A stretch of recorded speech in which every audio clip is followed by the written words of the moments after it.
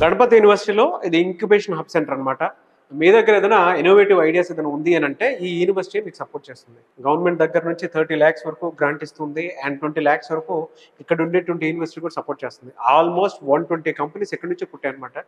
ఎందుకంటే స్టూడెంట్స్ని ఆ విధంగా ఎంకరేజ్ చేస్తున్నారు కాబట్టే ఇక్కడ ఈ విధంగా ఉంది. సో మీ దగ్గర ఉండేటువంటి ఐడియా ఏదున్నా సరే గొప్పగా ఉంటే ఇక్కడ మీకు అది ప్రాజెక్ట్ రిపోర్ట్ కిందకి ఇచ్చి, అంటే ఐడియా దేనికి ఉపయోగపడాలంటే సొసైటీకి బాగా ఉపయోగపడేటువంటి ఐడియా అయ్యి ఉండాలి, దేశానికి బాగా ఉపయోగపడేటువంటి ఐడియా అయ్యి ఉండాలి. సో అటువంటి ప్రాజెక్ట్ కనుక మీ పిల్లలు లేదంటే మీరు కనుక చేయగలిగితే డెఫినెట్గా ఈ యూనివర్సిటీ మిమ్మల్ని డబ్బులు ఇచ్చి మరీ సపోర్ట్ చేస్తుంది అనమాట. ఇందాక మనం మషిన్ లెర్నింగ్కి సంబంధించినటువంటి అంటే కోడింగ్ ఇలా ఉంటే సెన్సార్స్ ఎలా పనిచేస్తాయని చెప్పేసి మాట్లాడుకున్నాం కదా.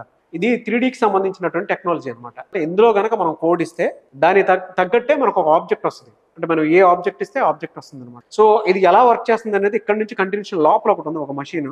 నేను మీకు చూపిస్తాను అసలు ఎలా వర్క్ అవుతుంది ఏంటి అనేది. ఇక్కడ సిస్టంలో మీరు ఏదైనా కోడింగ్ ఇస్తారు, కోడింగ్ ఇస్తే దాన్ని తీసేసుకుంటుంది.